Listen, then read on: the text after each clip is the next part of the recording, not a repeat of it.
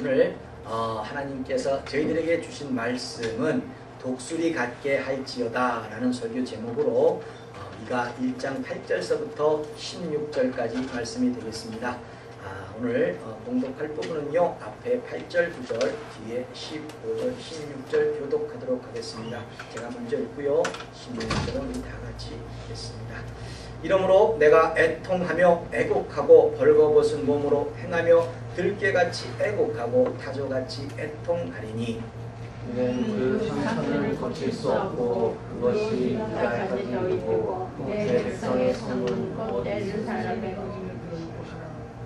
말에사 검이나 내가 장차 너를 얻을 자로 내게 임하게 하리니 이스라엘의 영광이 아둘람까지 이를 것이라. 다같이 너는 내 기뻐하는 자식으로 인하여 내 머리털을 깎아 대머리 같게 할지어다. 내 머리로 크게 휘어지게 하기를 독수리 같게 할지어다. 이는 그들이 사로잡혀 너를 떠났음이라.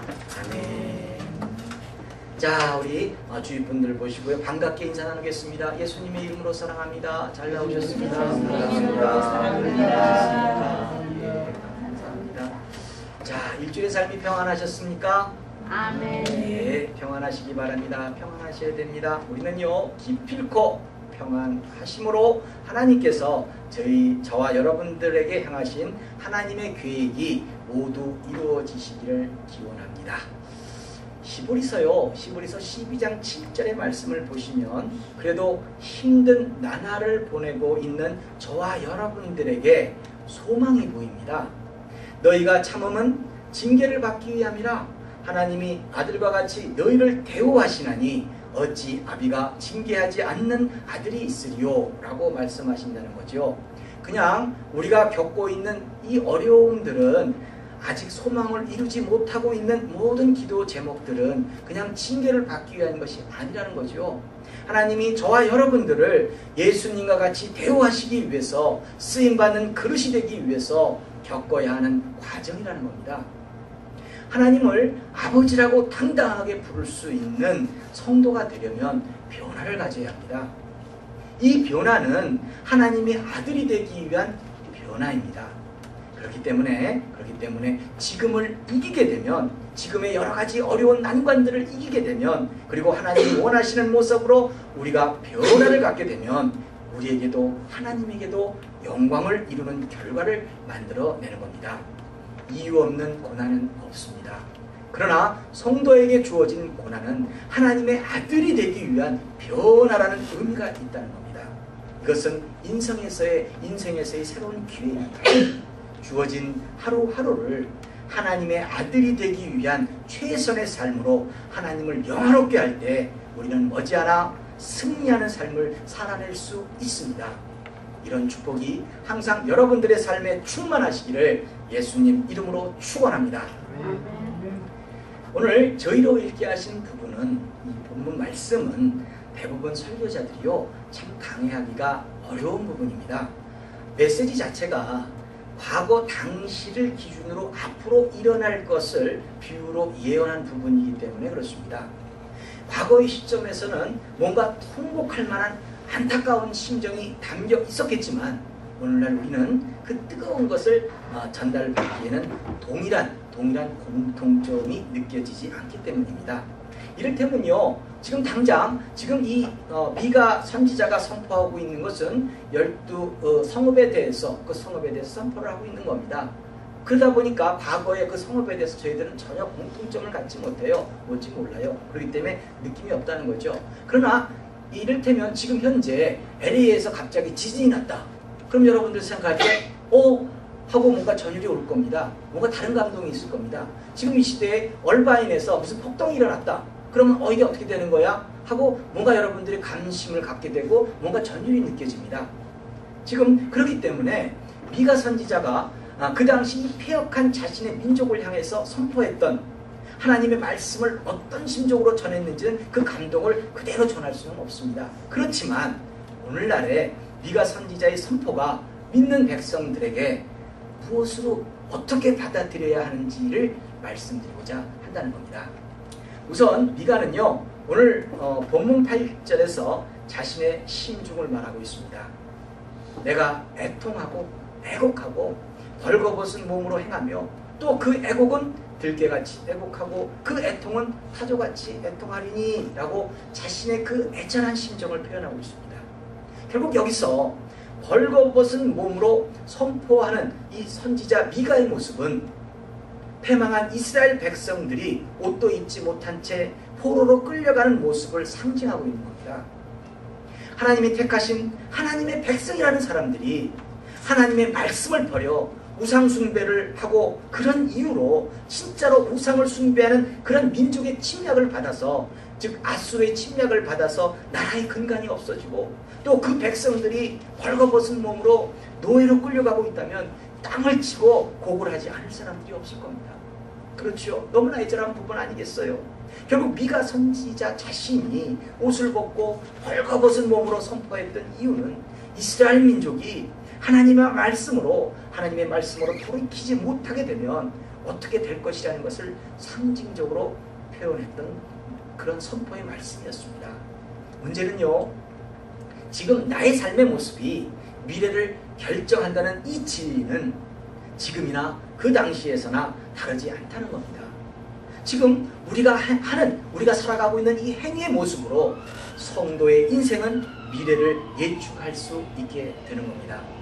지금 말씀 가운데 하나님께 복받을 일을 지켜 행하게 되면 미래에는 복된 인생이 되는 겁니다.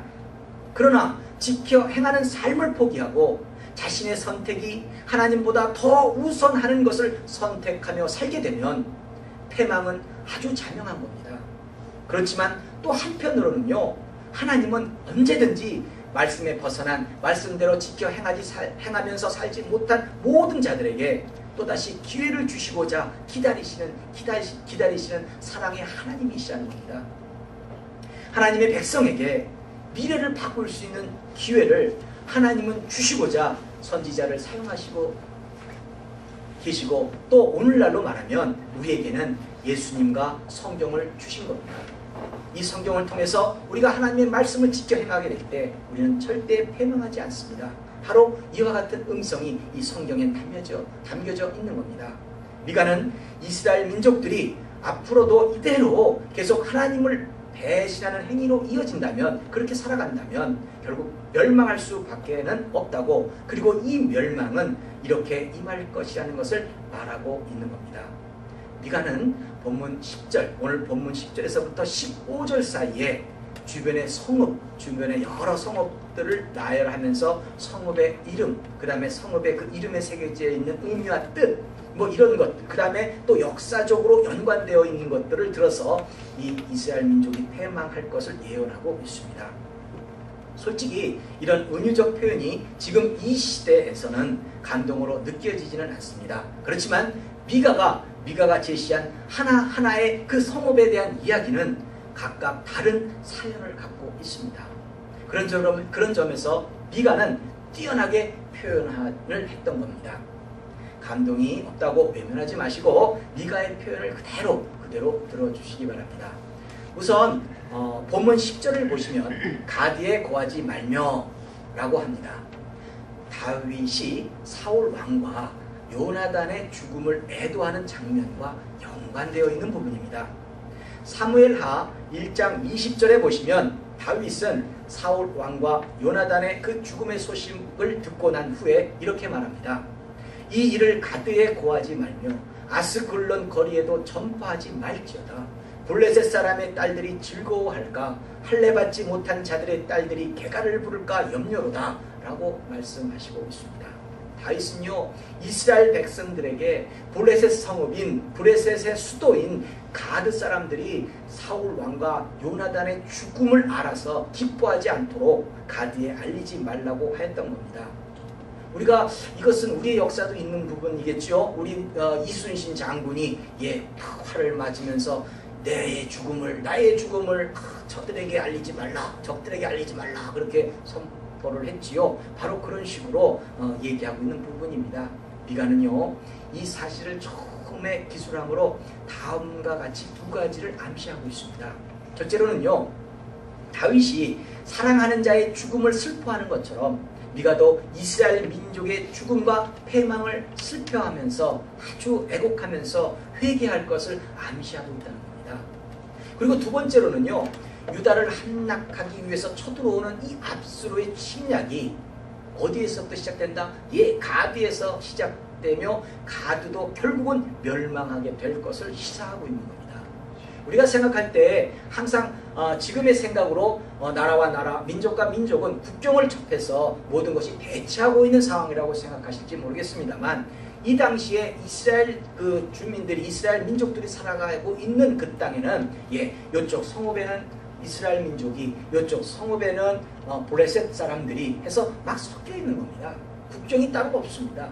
그러니까 결국에 가서는 어디서 어떻게 침략해올지 모르는 상황이고, 다른 이방 민족이 침략을 한다 할지라도 너희들은 블레셋 사람이니까 이스라엘 민족하고 대적했던 관계니까 너희들은 봐줄게 하고 그쪽을 피해서 뭐 침략을 하거나 그럴 수는 없는 겁니다. 그러니까 완전히 다 그 아수르는 모든 것이, 아수르의 침략은 완전히 다 패망시키는 겁니다. 그 지역을.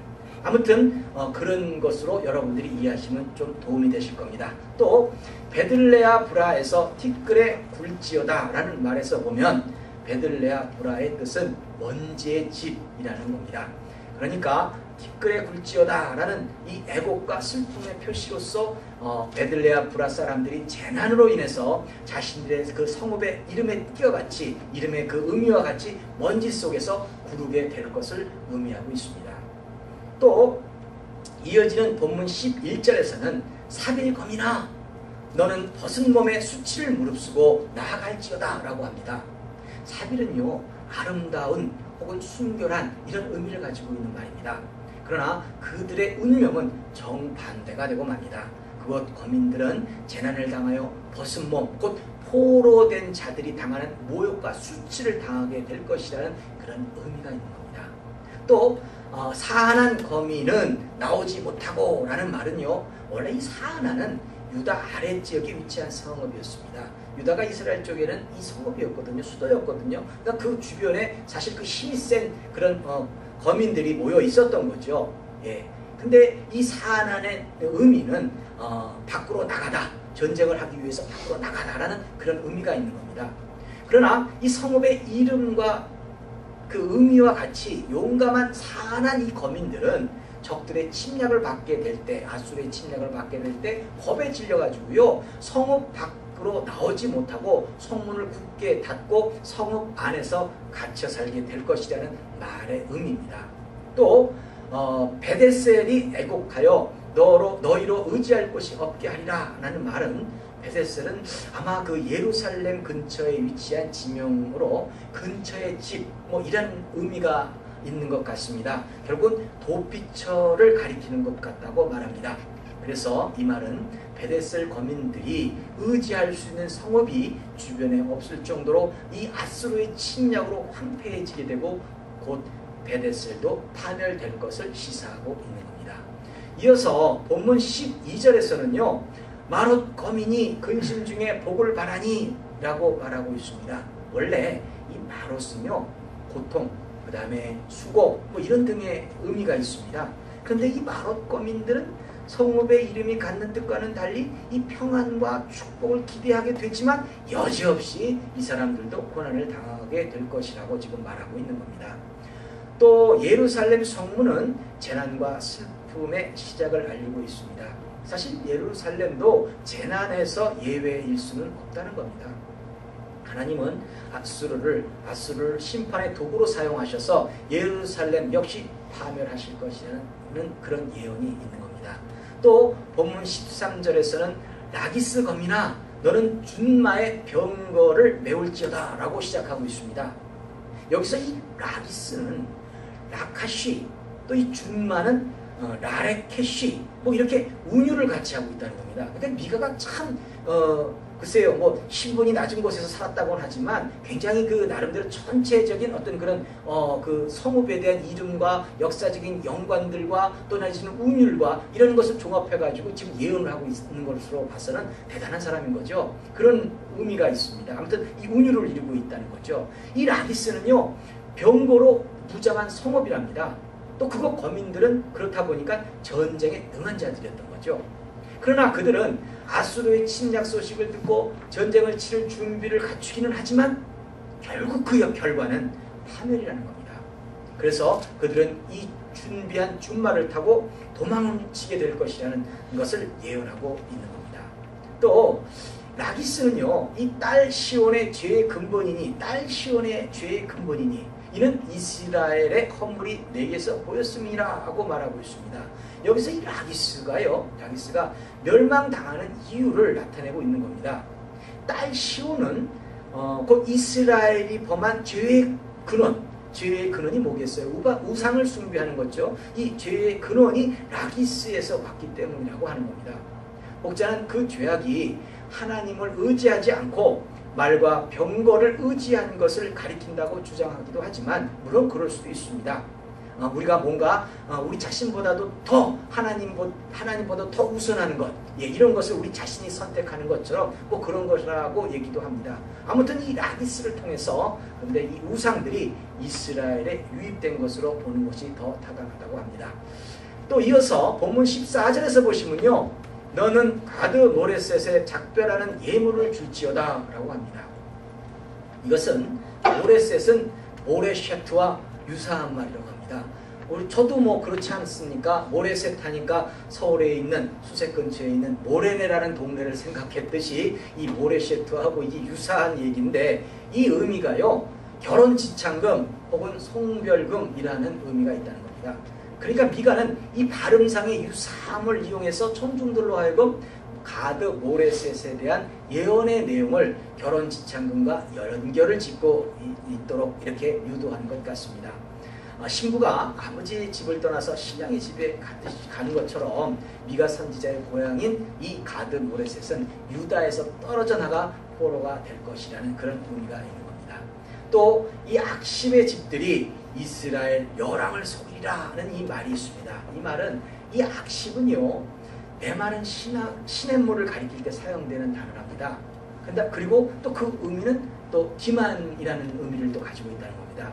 여러분 생각해 보세요. 뭔가 이 갈증에 허덕이는 자가 메마른 시냇물을 만났을 때 느끼는, 뭔가 지금 갈증에 허덕이는 사람은 시냇물을 보고 자기의 그 갈증을 채울 거라는 그 기대 속에서 쫓아가는데, 갑자기 보니까 물이 하나도 없어요. 거기에서 느끼는 이 배신감처럼 이 유다 열왕들이 아수르의 그 침략으로 인해서 주변의 국가들에게 도움을 청하지만 특히 이 악십 사람들은 도움을 주지 않을 것이라는 그런 말의 의미가 되는 겁니다. 이어서 본문 15절에서는요, 마레사 거민아 내가 장차 너를 얻을 자로 내게 임하게 하리니 라고 합니다. 이 말은, 마레사는요, 정복자 혹은 얻을 자를 뜻하는 히브리어 모라시와 비슷하답니다. 그들은 이 정복자라는 뜻의 이름의 성읍이었지만 또 다른 정복자인 이 아수르에 의해서 정복될 것이라는 것을 암시하고 있는 겁니다. 또 이스라엘의 영광이 아둘람까지 이를 것이라는 말은요, 이 아둘람은요, 다윗이 사울의 왕의 그 핍박과 이 추적, 이 죽음을 피해서 숨었던 동굴의 이름입니다. 그러니까 당시 이스라엘 사람들이 누렸던 이 부귀 영화, 그야말로 이 좋은 것들은 마치 다윗이 이 동굴로 피한 것처럼, 다윗이 동굴로 피할 때는 진짜 아무것도 없었거든요. 누가 도와주는 사람도 하나 없었고 그야말로 참 가련한 신세였다는 거죠. 그래서 다윗이 마치 동굴로, 이 아둘람 동굴로 피한 것처럼 그렇게 사라지게 될 것이다 라는 의미를 가지고 있는 겁니다. 마지막으로 본문 16절에서는요, 미가 선지자는 너는 내 기뻐하는 자식으로 인하여 내 머리털을 깎아 대머리 같게 할지어다 라고 하고 있습니다. 미가는 이제 이 12성읍의 파멸을 예언한 후에 유다의 파멸을 애통해 하고 있습니다. 당시 사람들에게 머리털은요, 능력과 권능을 상징하는 겁니다. 그래서 뭔가 하나님에게 모든 걸 드리고자 하는 이 나시린의 규례에 의하면 사실 머리를 딱 깎지 않지 않습니까? 그들을 계속 기르지 않습니까? 그래서 이 하나님 앞에 구별된 자들은 머리를 깎지 않았던 겁니다. 그러나 이 유다는 머리털이 없는 독수리처럼 머리털을 깎이게 되어 하나님의 심판의 도구인 이 바벨론의 침략으로 인해 유배를 당할 것이라는 그 예언인 겁니다. 그러니까 이 머리가 깎임이 자기 스스로도 아니고 누가 와서 자기의 권능, 자기의 어떤 능력의 상징인 부분을 잘라낸다고 한다면 참 처참한 거죠. 바로 그런 의미를 가지고 있는 겁니다. 오늘 말씀은 사실 본문 내용은 여기까지입니다. 저는 오늘 본문 말씀을 통해서 이런 생각을 하게 됩니다. 내 머리를 깎아 독수리 같이 되는 것이 바벨론의 침략이 이르기 전에, 하나님의 그 심판이 이르기 전에 이스라엘 민족이 하나님 앞에 스스로 머리를 깎아 회개를 하였다면 이스라엘의 역사는 달라지지 않았을까, 이런 생각을 하게 됩니다. 개인의 역사에서도 같은 맥락입니다. 하나님은 눈물로 회개하는 자들에게 벌을 내리지 않으십니다. 원통함의 세월을 눈물로 보낸 자들에게 하나님은 축복하십니다. 다윗이 고백합니다. 시편 56편 8절에서 다윗은 이렇게 고백합니다. 나의 유리함을 주께서 계수하셨으니 나의 눈물을 주의 병에 담으소서. 이것이 주의 책에 기록되지 아니하였나이까. 이렇게 말씀한다는 거죠. 나의 유리함, 자신의 애통함, 여리저리 다녔던 그 모든 애통함, 처절함, 이 모든 걸 얘기하는 겁니다. 주께서 계수하셨으니 다 숫자로 세셨다는 거예요. 손꼽아 세셨다는 거예요. 나의 눈물을 주의 병에 담으소서. 그때마다 그 흘렸던 그 눈물을 하나님 담아달라는 거죠. 이것이 주의 책에 기록되지 않았습니까? 라고 말합니다. 우리의 애통함은 여러분들의 그 삶에서의 여러 가지 애절한 모습들은 하나님께서 계수하시고 있다는 겁니다. 이렇게 울고 있는 눈물을 주의 병에 담아서 기억해 달라고 합니다. 주의 책은 여기서 말하는 주의 책은요, 생명책입니다. 이곳에 기록된 대로 성도는 심판을 받게끔 되어 있어요. 그렇죠? 하나님의 결심을 움직이게 할 것으로, 즉 하늘 보좌를 흔드는 것으로 성도가 가진 유일한 것은요, 눈물입니다. 눈물로 하나님의 마음을 움직이게끔 되어 있다는 거죠. 하나님의 마음은 성도의 눈물로 움직이십니다. 여러분들 다 아시지 않습니까? 히스기야 왕이 너는 곧 죽게 될 것이다 라고 했을 때 그 사람이 낫을 벽을 향하여 기도했죠. 근데 어떻게 해요? 눈물로 기도했다는 거죠. 그래서 하나님이 말씀하시래요. 내가 너의 눈물을 보았노니 하면서 생명을 15년을 연장시켜 주시는 겁니다. 눈물은 하나님을 움직이는 겁니다. 여러분들이 가지고 있는 눈물은 하나님의 마음을 움직입니다. 이런 이야기가 있습니다. 어느 날 하나님께서 천사들에게 좋은 그릇 하나씩을 나누어 주시고 세상에 나가서 가장 귀한 것을 담아 가지고 오라고 하셨답니다. 그러니까 그릇에 뭔가 담아 가지고 오라고 하셨던 거죠. 그래서 천사들이 세상에 나가 사람들이 제일 좋아하는 금, 은, 보석, 아름다운 꽃이며 귀한 물건들을 모아다가 하나님께 가져다 드렸답니다. 그러나 한 천사는요, 세상에서 가장 귀한 것이 무엇일까? 세상에서 가장 중요한 것이 무엇일까? 그런 것을 생각하면서 찾아 헤맸지만 찾지를 못하고 있었답니다. 그런데 어디선가 통곡하는 소리가 들렸다고 합니다. 한 여인이 눈물을 흘리면서 회개하고 통곡하고 있었던 겁니다. 이 모습을 본 천사는 마음에 감동이 왔습니다. 바로 이것이다 라고 깨닫고 이 천사는 그 눈물을 담아 하나님께 가지고 갔다고 합니다. 맞습니다. 사랑의 하나님께서는요, 하나님의 택한 백성들의 눈물을 좋아하십니다. 이것을 통해서 하나님은 저희들을 축복하시는 겁니다. 하나님은 시편 34편 18절에서 우리에게 말씀하십니다. 여호와는 마음이 상한 자에게 가까이 하시고 중심에 통회하는 자를 구원하시는도다 라고 말씀하시고 있다는 겁니다. 중심에서 통회하는 자는 눈물이 있는 자입니다. 눈물을 흘리는 자입니다. 회개하시기 바랍니다. 성도는요, 눈물로 회개해야 가망이 있습니다. 성도의 삶에서 회개가 없는 그런 삶은 하나님과의 관계는 있을 수 없다는 겁니다. 성도에게 눈물이 없는 회개는 하나님을 기만하는 것과 같을 수도 있다는 겁니다. 성도는요, 그리스도의 분량에 이르기까지 믿음이 성장되어야 합니다. 믿음이 성장되면 될수록 우리는 참회의 눈물을 흘리게끔 되어 있습니다. 이것이 없다면 성장이 없다는 겁니다. 여러분들 생각해 보세요. 믿음을 처음 가졌을 때, 그때 우리가 생각할 때 하는 행동 하나하나가 그냥 대수롭지 않게 넘깁니다. 그것이 죄인지 모르기 때문에 그렇습니다. 그러나 우리가 믿음이 점점점 성장하게 되면 그냥 사람에게 눈 한번 흘기는 것도, 말 한마디 하나 서운하게 한 것도 어떻게 보면 마음속에서 걸립니다. 이게 뭐죠? 그렇기 때문에 우리는 그리스도의 장성한 분량에 이르기까지 믿음이 성장되면서 계속 그 회개는 이어진다는 것입니다. 그래서 사도 바울은 말합니다. 죄인 중에 내가 괴순이라. 과연요, 여러분들, 사도 바울이 무슨 큰 죄를 지었겠습니까? 아닙니다. 사실 사도 바울처럼 이렇게 주옥 같은 글을 남긴, 그런 서신서를 남긴 사람도 없지 않습니까? 그러나 성도는요, 믿음이 성장하게 되면 그 믿음만큼이나 자신의 죄가 보이게끔 되어 있는 겁니다. 사도 바울이 바로 이런 겁니다. 사도 바울에게도 예수님을 처음 만난 이후부터 계속해서 그 믿음이 성장되고 있다는 의미가 있는 겁니다. 그래서 결국에서는 자기에 대한 그 정체성이 죄인 중에 내가 괴순이라고 얘기하는 겁니다. 저와 여러분들에게도 우리가 하나님의 아들이 되기 위해서도 변화를 가져야 합니다. 성장이 있어야 합니다. 오늘 미가 선지자는 당시 자신에게 주어진 세대에서, 그 당시 지금 미가 선지자를 통해서 하나님이 일하시는 거 아닙니까? 그래서 그 주어진 세대에서 하나님의 백성들에게 하나님의 말씀대로 살지 못한 것에 대해 회개할 것을 촉구하고 있는 겁니다. 미가 선지자는 이스라엘 민족이 말씀대로 돌이키지 못하게 되면 그들의 머리가 독수리처럼 벗겨질 것이라고 선포했습니다. 저는 이것을 이렇게 말하고 싶습니다. 스스로 머리를 깎는 그런 결단으로 회개하시기 바랍니다. 중심에 통회하는 자를 구원하시는 하나님은 우리들의 눈물을 보시고 우리들의 죄의 값을 묻기는커녕 우리들의 소원을 이루어주십니다. 다윗에게서처럼 말입니다. 다윗의 눈물을 씻기신 것처럼 저와 여러분들의 눈물도 닦아주십니다. 믿으시기 바랍니다. 하나님은 말씀하십니다.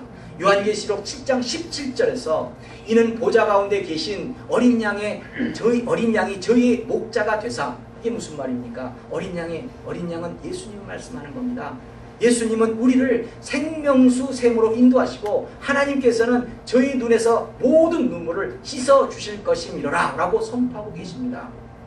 회개가 없으면 하나님과의 관계가 없는 겁니다.